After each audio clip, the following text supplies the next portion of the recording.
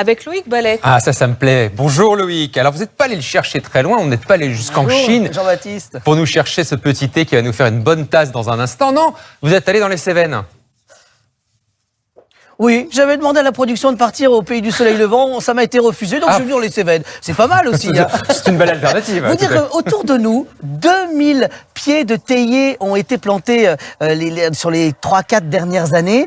Nous sommes effectivement sur les contreforts des Cévennes, aux portes du parc national des Cévennes. On est au nord du Gard, en Occitanie. Et ici, depuis 2017, David a eu l'idée de planter des théiers. Alors pour faire du thé, il faut quoi? Il faut des camélias, des plantes de camélias. C'est à peu près les mêmes que l'on a dans notre jardin, excepté que c'est une variété plus différente. Bon, j'imagine que c'est pas un hasard hein, si vous êtes là-bas ce matin, parce que c'est vraiment la saison là, en ce moment pour les récolter. Ah oui, effectivement. Alors je vous présente David, qui est théiculteur. C'est ça, bonjour.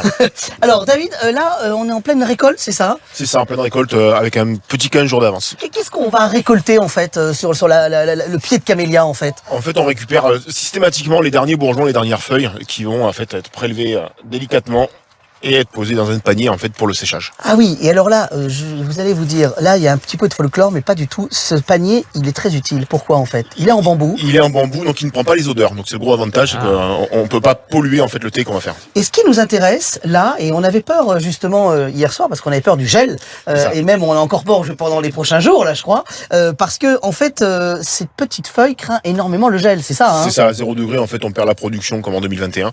Donc là, voilà, faut pas qu'il gèle dans les 48 heures. Donc, on retient son souffle. Combien il y a de producteurs de thé, de théiculteurs en France? On a une petite antenne à produire en fait du thé sur le territoire français et territoire voilà, métropole. Et il faut savoir, Jean-Baptiste, qu'il y a une coopérative qui a été créée justement par David. Ici, c'est un centre de formation aussi, puisqu'on forme les gens, parce qu'il y a de plus en plus... Il y a un engouement pour le thé en France. Hein. Il y a un engouement depuis une dizaine d'années où effectivement les centres de formation se positionnent sur le métier de théiculteur et du coup les coopératives aussi, donc par la mutualisation en fait des compétences. La coopérative, une dizaine de producteurs, c'est ça? Une dizaine de producteurs, voilà, principalement Occitanie et Normandie. Et la difficulté de ce métier, c'est que ce métier, finalement, n'existe pas en France. Ça n'existe pas, théiculteur. C'est ça. Donc, ce qui veut dire que la coopérative, elle a du sens ou pas? Elle a du sens parce que le fait de prouver à l'État qu'on est plusieurs, en fait, le métier peut être reconnu comme filière et puis être surtout indemnisé. Et décoincé pour les assurances, par exemple, qui refusent de vous assurer parce que le métier n'existe pas, en fait. Tout à fait. Alors là, c'est très important parce que ces clés vont recevoir du thé, là, c'est ça, hein? C'est ça. Dès qu'on récolte, en fait, on fait sécher directement au soleil. Donc là, c'est le cas aujourd'hui. Et on va laisser sécher 24 heures au soleil pour le thé blanc. Technique japonaise. C'est ça, hein? plein soleil. Il faut pas qu'il y ait de Mistral. En ce moment, faut pas qu'il y ait de Mistral, effectivement. Sinon, les feuilles s'envolent. Alors, je vous présente, Jean-Baptiste, un sommelier du thé. Où on apprend plein de métiers aujourd'hui. Dis donc, vous avez vu, hein? Plein de nouveaux métiers ce matin. Justement, je suis sûr que vous vous posiez la question de la différence entre les thés, thé blanc, thé vert. Vous me devancez. Je ne comprends pas la différence.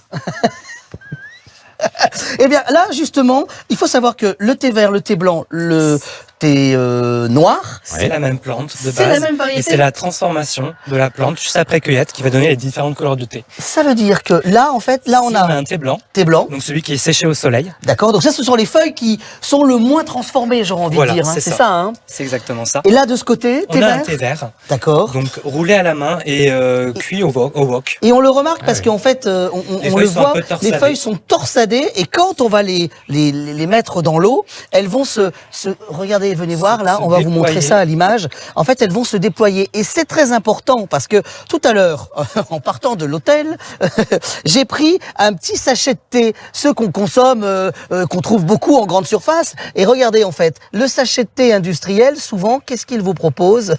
Il vous propose de la brisure, c'est-à-dire c'est presque des miettes. C'est comme si on vous vendait, votre boulanger vous vendait des miettes, en gros, de baguettes. Là, non, ce qu'on cherche, c'est la feuille entière. Donc la qualité du thé, on est d'accord, et c'est celle qu'on retrouve ici et chez nos théiculteurs en France, ce sont des feuilles entières pour qu'elles puissent se mouvoir dans l'eau chaude. Voilà. Loïc, c'est génial. Vous me ramenez du vrai thé des Cévennes en plus, qu'on va maintenant pouvoir le déguster en plateau. Ça, ce serait pas mal. Merci Loïc pour cette petite découverte. On le fait un peu sécher et on arrive. Allez, je vous attends. Parfait. Tout de suite.